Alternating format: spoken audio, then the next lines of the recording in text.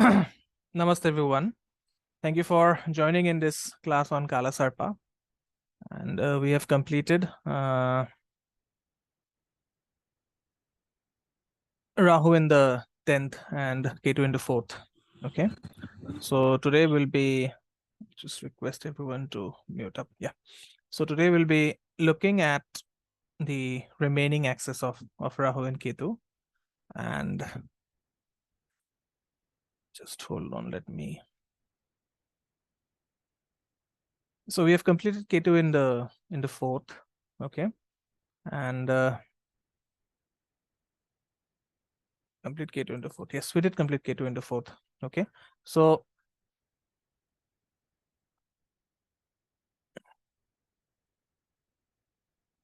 we'll be looking at Rahu in the 11th house.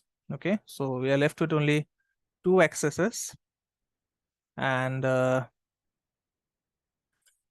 Rahu, most of the astrological texts say that Rahu does extremely well in the 11th house because, 11th house is one of the Upachaya houses. Okay. But then it also comes with a lot of complications because 11th house, as we know, is the house of diseases. Okay. But then before we begin, let's start with the Shanti Mantra from the Upanishads.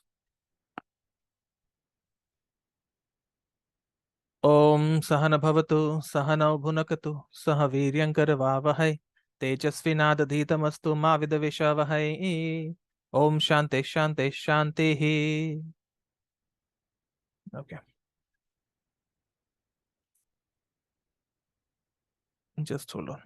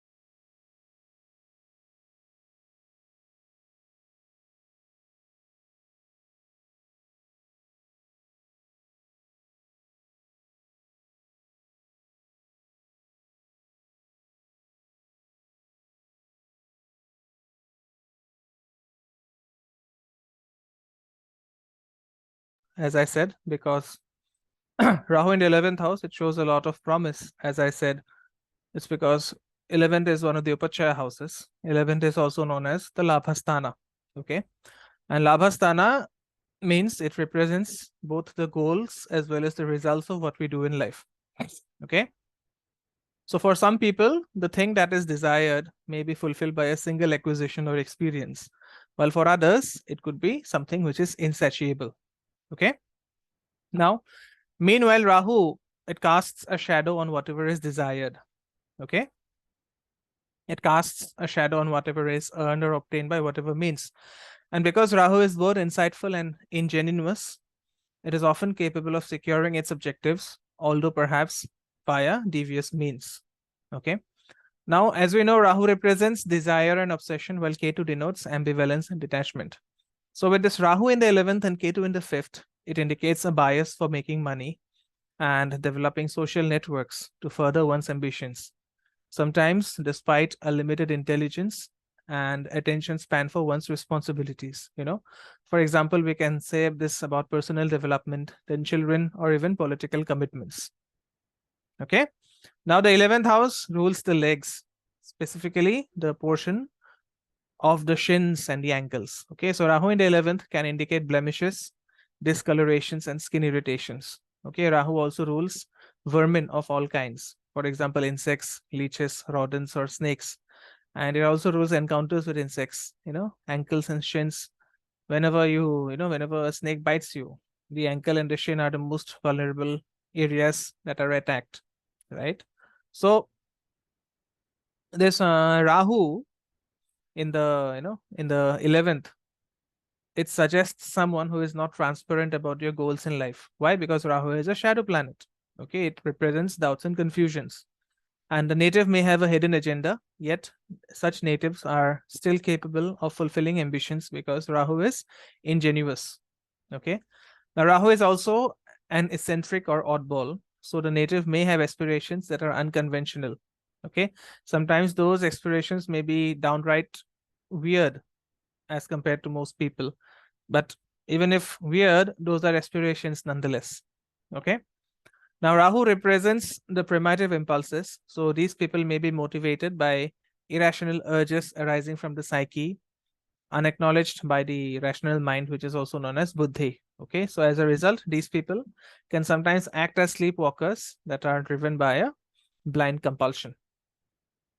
Okay, and we know that the nodes do not have any ownership of the signs. They are homeless, and they draw energy as they wander around the zodiac. So Rahu in the 11th can indicate the ephemerality of goals and objectives, friendships and social connections, and even happiness itself. Okay. Now, the 11th house rules elder siblings. Okay. So with Rahu here, the native's elder sibling may be unusual in some regard, physically, emotionally, psychologically, or even engaged in atypical relationships or work. Okay. And the same may also be said of paternal aunts and uncles. Okay. Any of them may harbor strong social or financial ambitions. And those financial or social ambitions may impact the native very directly. Okay. So with Rahu in the 11th house, the native enjoys social mobility and diverse contacts through elder siblings, the siblings of his father, clubs and community organizations, business associates, and peers in artistic, financial, or scientific networks. Okay. Now, Rahu also rules foreigners and outcasts, as a result of which friends may include an eclectic mix of ethnicities, bohemians, oddballs, innovators, anti-establishment types, and the marginalized, including the LGBT community. So these natives, they want to be well connected and they seek privilege to move freely within an achievement-oriented, economically successful milieu, using their ingenuity to crash barriers. And since Rahu desires worldly success, these people are opportunistic and self-serving for personal gains. Okay, they can also be exploiters of others, someone who is a profiteer or even a racketeer. Okay, so there is a famous saying by Al Capone. He said that capitalism is the legitimate racket of the ruling class, and it applies to those natives who have this Rahu in the 11th house. Okay, so by zealous self-promotion, these people, they tend to get involved in things for which they have little experience or little ability to handle. And Rahu has a tendency to obsessively pursue goals, and this tendency typically produces some success, but its renegade behavior almost invariably results in a stumble. Okay, so as a result, some sort of failure, haphazard misfortune, or even scandal is often brewing behind the scenes. Okay, the native is emotionally overinvested in material gain and social recognition, and these people are easily motivated by mundane rewards and recognition, salary, bonuses, prizes, plaques, trophies, awards, and applause. So when winning big is all that matters, everything else is sacrificed to achieve that goal. Okay, so these are the people who believe that the end justifies the means. Okay, and because these people did not respect social boundaries, or protocols, they will break any rule for gain.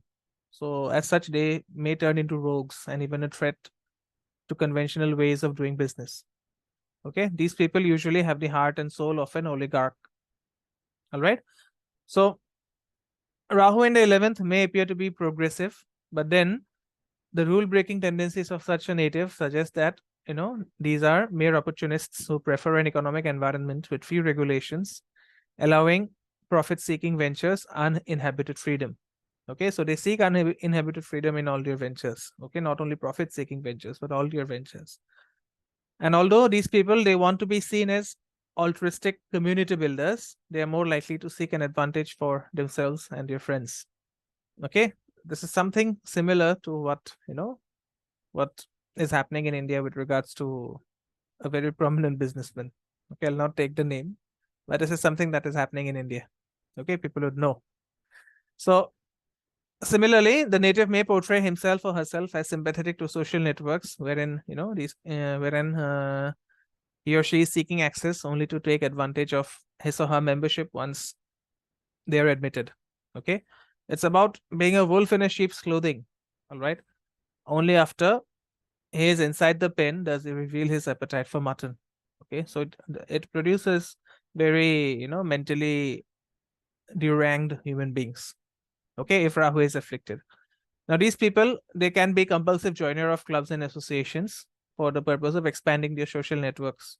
And why do they want to expand social networks? Because of for their financial advantage.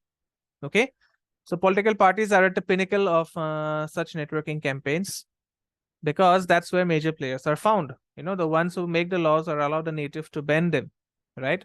So political fundraising is at the core of such organizations. And with a malefic Rahu in the 11th, these natives will always almost have dubious associates. Okay, and this is a red flag for cronism as practiced by gangsters or oligarchs and those who use secret societies. For example, the Freemasons to access people of influence and power seeking income through prize gouging, economic extortion and other forms of gains which are ill-gotten. Okay, now Rahu is representative of the Nagas or the serpents. So since the Nagas have the power to mesmerize, these natives present themselves in a society with charisma, cutting a swath of fascination among the ordinary folk. Where charm fails, the coiled threat of implicit power succeeds. Okay, there was this there's this US Secretary of State at the time of George W. Bush who called these people as economic jackals. Okay, so Al Capone also said something with regards to capitalism, and I quote, "You can get much farther with a kind word and a gun than you can with a kind word alone." So this thing exactly applies to Rahu, people having Rahu in the 11th house. All right. So Rahu is also a shape changer and a chameleon. So this 11th house implies someone who presents himself or herself as one thing while concealing his or her true identity. And these natives, they enjoy tricking and manipulating others for personal profit. Okay, they fulfill their ambitions via smoke screens, stagecraft, and other managed illusions. Now, such natives are often accused of promoting schemes to engage a network of business interests. Okay, they market themselves to social climbers seeking honors, income, office, or prestige. And despite the, suspicious nature of deals, they generally, profit from such deals. But the associates, that means their associates aren't so fortunate. Okay, so these people are obsessed with creating a cash flow requiring very little personal effort. As a result, they may get very aggressive with investments via stock market. Speculations that verges on gambling. For example, option trading, junk bonds, or even future trading. Okay, so their sources of income may be very unconventional and the cash flow may be quite irregular. Okay, revenue could be coming from pharmaceuticals, recreational drugs, then alcohol, tobacco, and other stimulants. And because Rahu represents foreigners, income may also be derived from import-export activities, foreign exchange trading, or even tourism. Okay, now Rahu rules all the dirty and toxic things. So as a result, the native can earn money through enterprise handling garbage and sewage, industrial and medical waste, tailings from mining operations, animal byproducts like horns and skins, vermin, and even pesticides. All right. So Rahu creates and maintains illusions, which favors commerce in film, television, internet, magic, avant-garde art, advertising, propaganda, and even misinformation. Okay. So Rahu in the 11th, as I said, it provides diverse revenues. Okay. And its malefic nature means the native may pursue profit through illegal ventures. So these people are street smart in an extensive club whose members will look the other way or bend the rules for someone who will break them anyway. Okay, and foreigners sometimes play a role in the success of the native, paving the way for social connections or providing sources of income. And profit usually comes through duties and levies, fee-based memberships and participation in cartels of all kinds.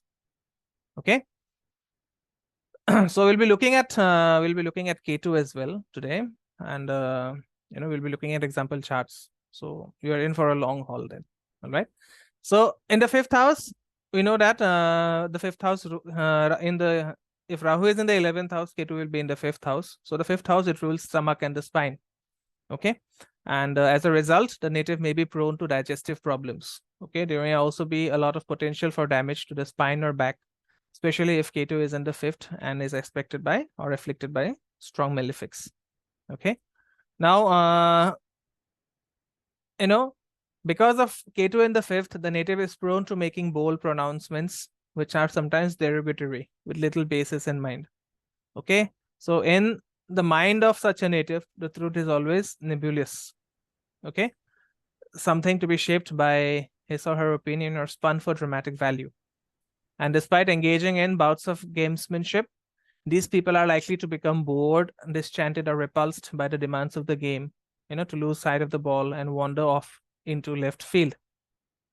And since these people cannot stay focused for long, they evade responsibility by taking frequent timeouts and vacations. Okay. Now, these people, they also avoid accountability in relationships with people in the arts and entertainment, education, sports, and political fields. They usually have much trouble deciding how to handle such relationship. And as a result, they waffle back and forth, driven by impulse rather than logic. Okay. So K2, it represents ambivalence and dispersed attention. So in the fifth, it implies diminished discernment. Okay.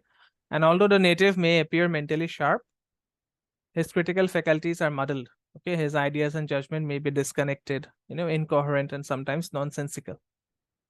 So these people, usually, they have a very poor student life. Okay. Some people, they may suffer from ADD, that means attention deficit disorder. Some people can be prone to zoning out. As students, they are easily distracted. Okay. And the native is usually a woolly thinker, lacking intellectual rigor. Okay. And these are the exact students who work hard enough to get passing marks or passing grades. And since the fifth house rules games, these people may not take intellectual discourses seriously. Okay. They can just play the game like an actor, concentrating too much on the performance without regard for facts, truth, or logic. Okay. And these people find it very difficult to think independently, as a result of which they often are forced to rely on counsel. Okay. But then, as I said, their feelings often overwhelm their logic. So their behavior is very unpredictable. Okay. Sustained logical argument is hard for them. So if they are pressed to defend their position with facts, they find it very difficult. Okay. And if they are called to give an account of their actions, they will either double down or they will either walk away. Okay. And these natives who have Ketu in the fifth, they often experience, crisis in terms of confidence, in terms of indecision and unfocused thinking. And they are often in a state of impatience because, Mars, just like Ketu, is both impetuous and unplanned. Okay. And given his structured thinking, his plans often fall by the wayside, like a company with a brilliant marketing campaign that cannot deliver the goods. So a rational observer sees that he has no game plan and is just flying by the seat of his pants. Okay. Now, if you look at the principle of Bhavat Bhavam, the fifth house is the third from the third.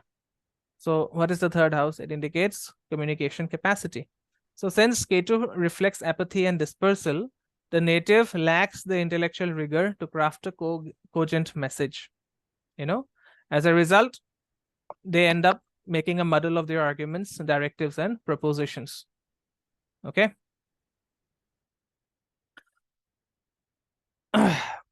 Now, a strong fifth lord may give the native a good vocabulary or a dramatic delivery, but Ketu in the fifth, as I said, it implies an underlying mental confusion.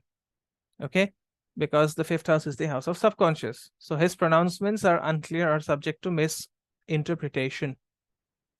Okay. And because, because these natives lack a coherent strategy, more likely he turns out to be a gambler or a speculator rather than an investor. Okay. And even if he invests, he is likely to lose than win. Okay. That means, why does he lose? Because he is not in favor of conducting market studies or risk benefit analysis and has no contingency plan. Okay. He relies more on hunches, good fortune, and social connections. And usually such natives don't admit to these, to these relyings. Okay. And creativity, intellectual work, and romance suffer from lack of attention, commitment, or development. Okay. Fifth house is the house of Purva Punya. So if any malefic planet is sitting in the fifth house, it causes a lot of problems. Okay. If your fifth house is good, the entire chart is bad, you can still, you can still swim through life. But if your fifth house is afflicted with a planet like Ketu sitting in it, it can cause a lot of problems. Okay. And because Ketu is ambivalent and indecisive, these people, they wander from one one point of attraction to the other, often motivated by the hope of material gain or social status. Okay. Again, fifth house is the house of romance. So in romantic liaisons, these natives may be more interested in social benefits rather than sex. Okay. And because Ketu is ambivalent, the prospect of naked contact with all its vulnerabilities can inhibit some individuals. Okay. Because, Ketu in the fifth suggests abandonment by one's lover. So as a result, because of frequent experiences of being abandoned, these people may pursue only low committed adventures, because of which involvement with the opposite gender may be fleeting and even very superficial. And the fifth house is also the house of children. So as a result, the first-born child may appear to be disconnected, maybe intellectually challenged, maybe dreamy, or maybe inattentive.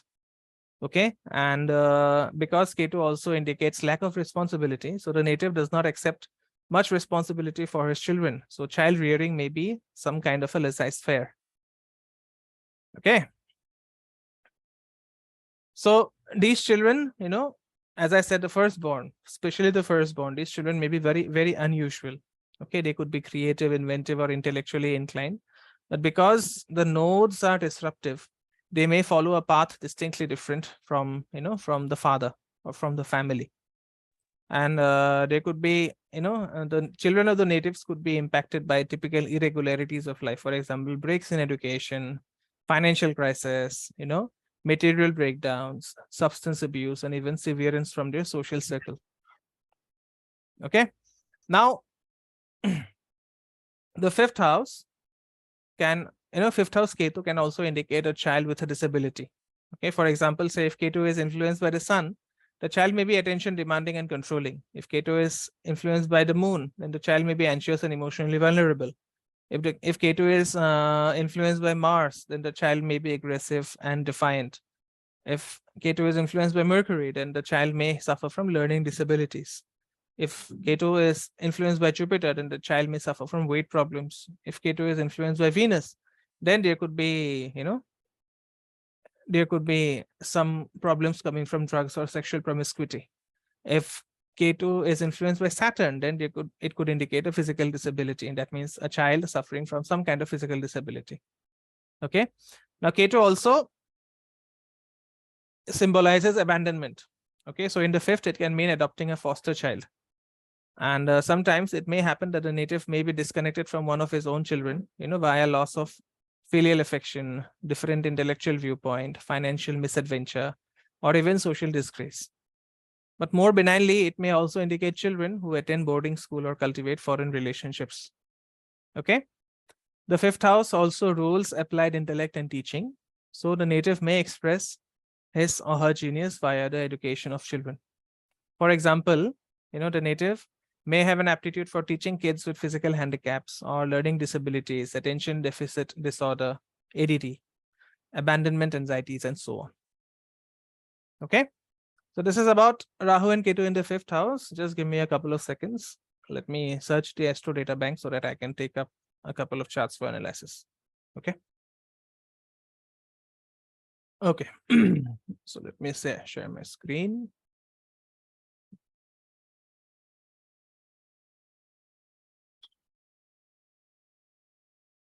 All right, I hope you can see the screen. Yeah.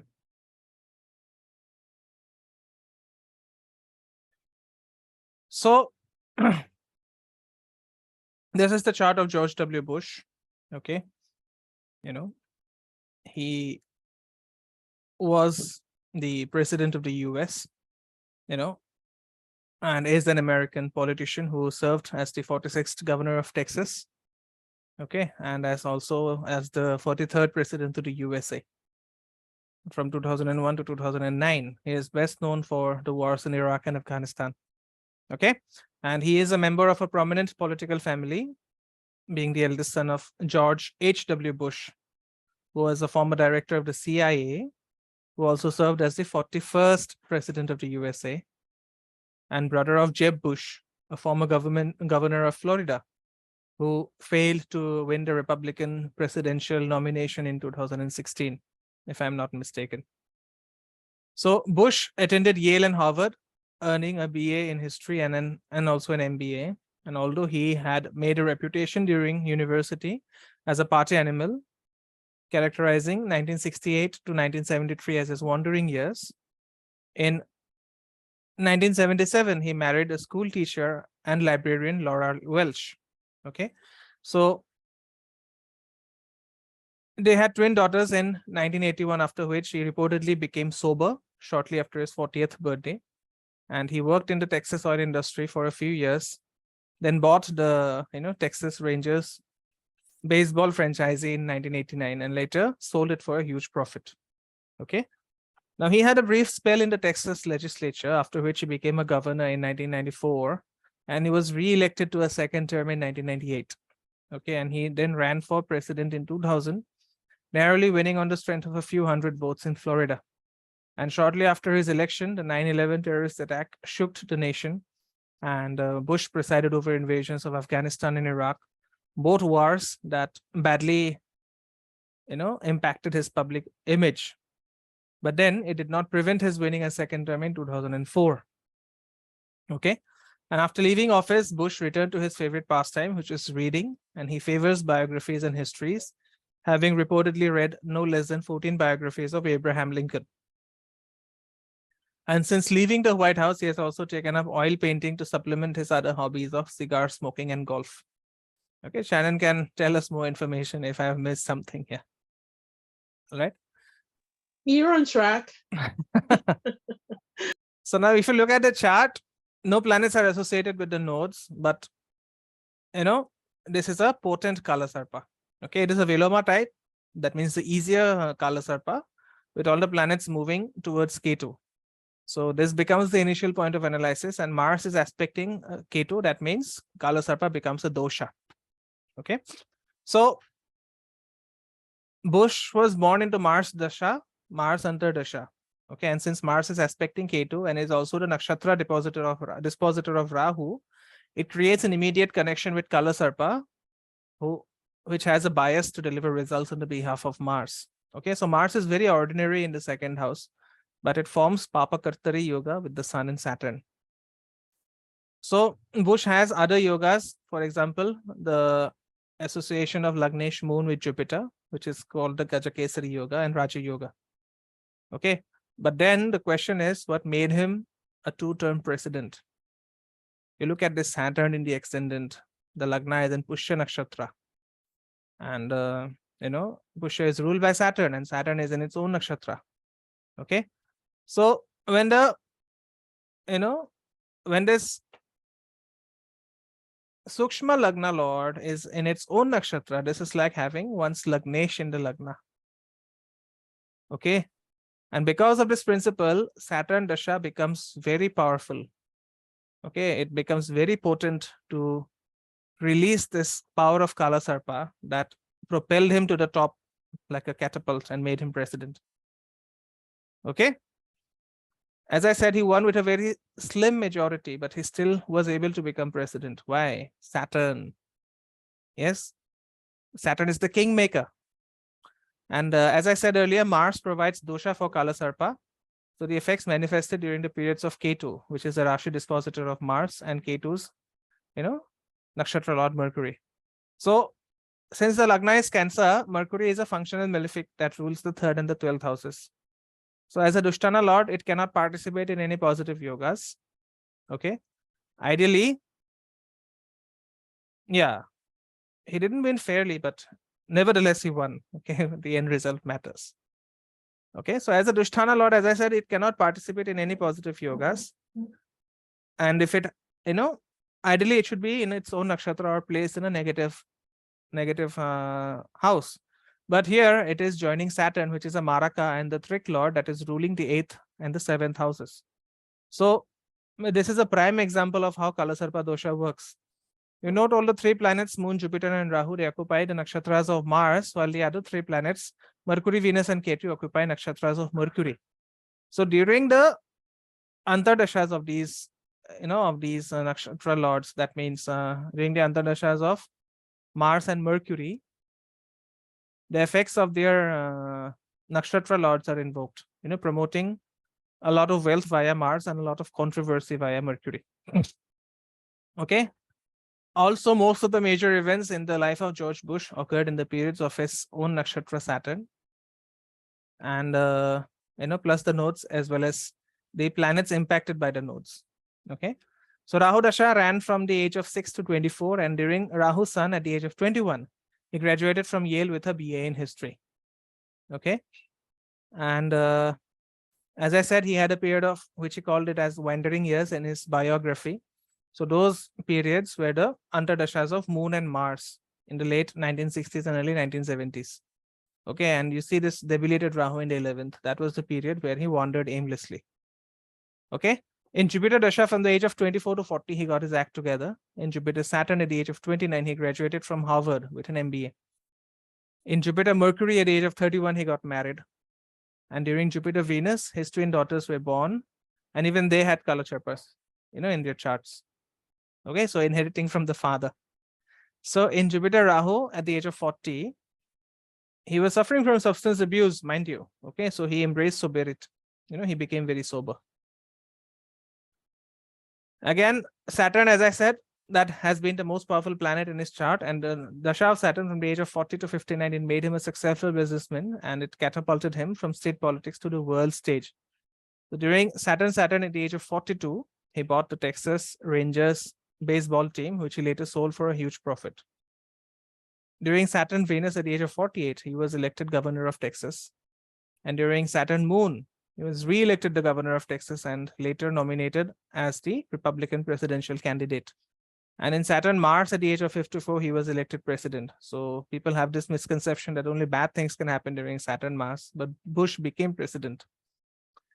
And then in Saturn Rahu, there were the 9/11 terror attacks. Okay. And that ensured the Bush doctrine that led to the invasions of both Afghanistan as well as Iraq.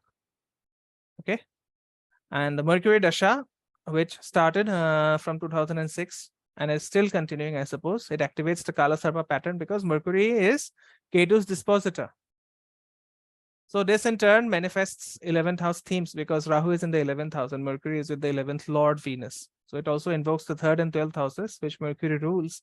And because it's with Saturn aspecting the 3rd, the Dasha is weighing heavily on the latter. So as a result, Mercury Dasha spelled a heavy turnaround for Bush. And he was given a bad reputation. He got a bad reputation under his 8-year term. Republicans lost control and Democrats under Obama swept to victory during Bush's Mercury Ketu period. So Bush had to retreat into retirement, and in Mercury Venus, he published his book Decision Points. And later in Mars is Ketu's. No, I'm saying Mercury is Ketu's star lord. Okay, not dispositor, star lord. Okay. So later in Mercury Rahu, during the 2016 presidential nominee process, his younger brother, Jeb, who is widely assumed to be the logical Republican runner, was humiliated by the sudden ascendancy of Donald Trump. Everyone knows this, I suppose. Okay. Next, Lady Gaga. Okay, so 2 very controversial characters, I found in the Astro data bank. Anyways. So what is her real name? Stephanie Germanotta. I hope I have gotten the spelling correct. So she is an American singer, songwriter, and actress known for her unconventionality and provocative work. She is all about Ketu. Okay. And she grew up in New York, learning piano at the age of 4, attended a Roman Catholic school for girls, and originally aspiring to the theater. She studied method acting before turning to music, playing in a band and participating in New York's avant-garde performance art scene, often in burlesque style shows. Okay. She began her recording career somewhere around 2004 and 5. And she wrote a lot of songs for Britney Spears, New Kids on the Block, and other acts. Okay. She moved to Los Angeles in 2008, after which her first album, The Fame, was released, and that made her an overnight star. And she went on to sell over 100 million albums, one of the best-selling musicians of all time. Okay. She won 6 Grammy Awards, 13 MTV Music Video Awards, and 13 Guinness World Records. And she regularly appears in Forbes magazine's annual list of top, earners with a net worth of over $300 million. And apart from being crowned as the Queen of Pop with over 40 million Twitter followers, Lady Gaga is a philanthropist who supports the LGBT community and many charitable causes, including environmental activism, disaster relief, and youth empowerment. And in these roles, she rubbed shoulders with world leaders like, Vice President Joe Biden, now president, of course, and the Dalai Lama. Okay. And at the same time, she provokes widespread controversy through her fashion sense. Everyone knows her fashion sense, right? And the big controversies came when she wore a 16-inch heel and a dress of raw meat. Okay, now despite her huge material successes, Lady Gaga has had several physical challenges. She was raped at the age of 19 and suffered, post-traumatic stress disorder. And she recovered eventually with therapy. She has also been diagnosed with borderline lupus. And at one point, she had to stop performing in order to have hip surgery. Okay. And she is also said to suffer from fibromyalgia, which is a problem with the fibroids in the body. Okay. Now, if you look at the chart, Moon and Venus occupy the same sign as the nodes, but both of them are on the same side of the nodal axis as the other planets. So this is a potential Kala Sarpa, but it is a difficult type of Kala Sarpa with all the planets moving towards Rahu. That makes it the initial point of interest. Now the Moon is on the nodal axis, that makes it a dosha. Okay, but then there is a benign aspect of Jupiter and Ketu that is relieving some amount of that dosha. Okay, so Gaga was born into Rahu Dasha, Sun Bhukti, which immediately links her birth to the Kala Sarpa. So Rahu is ordinary in the 11th house, but is associated with Venus, which forms Thana Yoga with the Moon. And the Sun has Digbala in the 10th, but it is alone. And as a result, it forms no yoga. Okay, so there is a high degree of sambandha between Venus-Moon pair and the nodal axis. And since Venus-Moon sit on the nodal axis, either node may act as proxies for Moon and Venus in periods of Rahu or Ketu. And this is especially true for Ketu because it is with the Moon, while Venus aspects the Moon as well as disposits the Moon. And both Venus and Rahu are in Ketu Nakshatra, while Moon and Ketu are in Rahu Nakshatra. So every period of Moon, Venus, Ketu, and Rahu, it invokes both the Kala Sarpa and the Dhana Yoga formed by Moon and Venus. So the controversy as well as the wealth, it followed hand in hand. Okay. Now Rahu is disposited by Mars, which is ordinary in the 7th, but by coincidence, Mars is in Ketu Nakshatra. So that period will also invoke the Kala Sarpa. And in fact, out of 9 planets in the chart, 3 occupy Ketu Nakshatras, while 3 occupy Rahu Nakshatras. So this means that 2/3 of all Bhukti periods of all Antardashas will invoke the promise of Kala Sarpa, especially since Rahu and Ketu occupy the Nakshatras of each other. Okay. Now, as I said, Kala Sarpa has the power to exaggerate the effect of planets, and she has 3 exaggerated planets: the full moon, that means she was born on Purnima, Mercury as well as Saturn being both retrograde. So many of the pivotal events in Lady Gaga's life have occurred in the periods of the nodes or these planets. And in her Dasha sequence, Saturn is the most promising because it is in its own nakshatra. So at the age of 3, from the age of 3 to 19, Jupiter Mahadasha resulted in the formative years of her education in both academic and musical subjects. Saturn Dasha ran from the age 19 to 38. And in Saturn, at the age of 19, she started her recording and songwriting career. But then in the same year, she was raped and she suffered from post-traumatic stress disorder. And the following year, she was signed by a record label, Def Jam Records, and then she was dropped. Okay, in Saturn Mercury at the age of 22, she released her debut album, The Fame. The following year, her Fame Ball tour made her a superstar. But then that year, the year after that, she was diagnosed with borderline lupus. During Saturn Ketu at the age of 25, she released her second album, Born This Way. And in Saturn Venus at the age of 26, she underwent hip surgery on her right hip. In the same year, in 2013, she released her third album, Art Pop. And in Saturn Sun at the age of 29, she won a Golden Globe Award for acting in a TV series. Okay.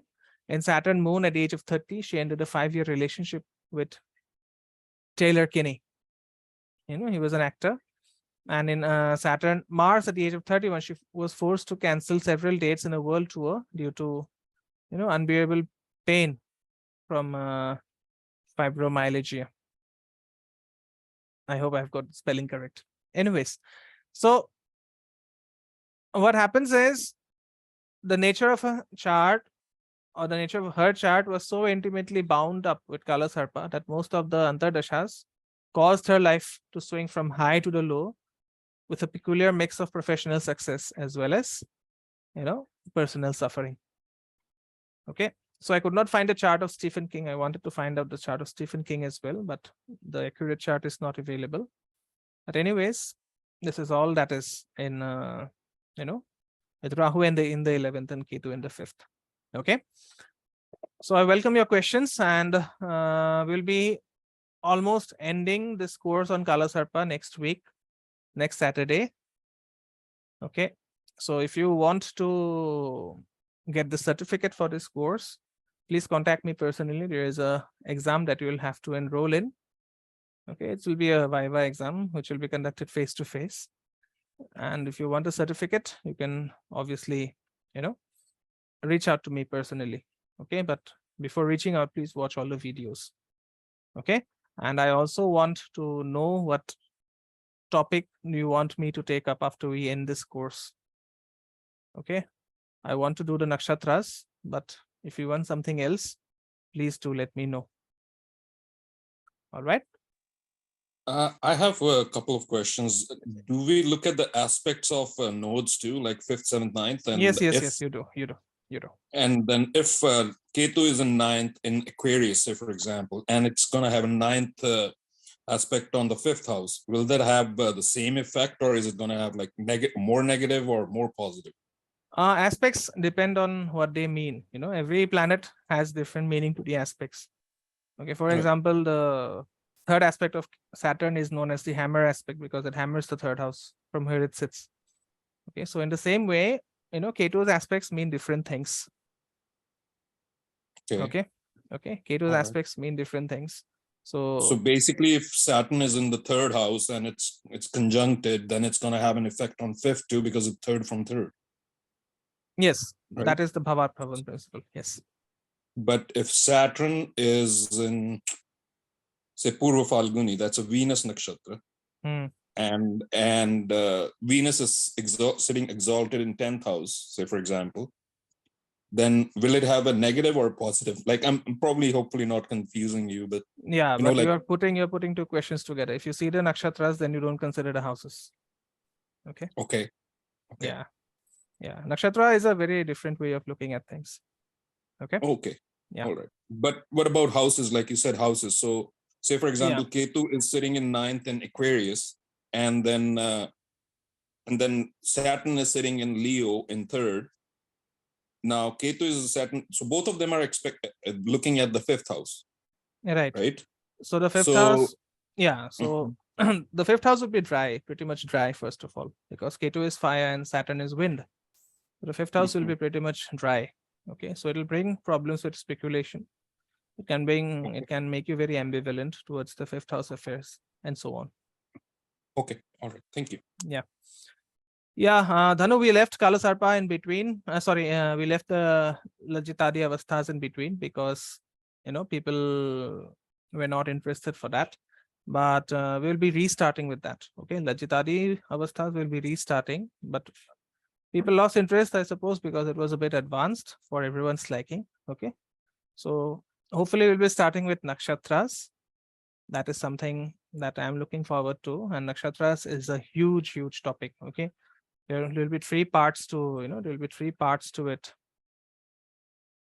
Like nakshatras part 1, we will have an understanding of the nakshatras instead of using them in predictive astrology. Then we will have nakshatras part 2, which will connect us deeply to the energies of the nakshatras. And then we'll have nakshatras part 3, because nakshatra results vary even for the padas. Okay, for example, sun in Ardra pada 1 will behave very differently from sun in Ardra pada 4. Okay, so there is a lot of things to learn in nakshatras, and hopefully we'll be able to cover everything in baby steps that we take. Okay, so thank you so much for joining in. We will be left with one final Kala Sarpa class next week.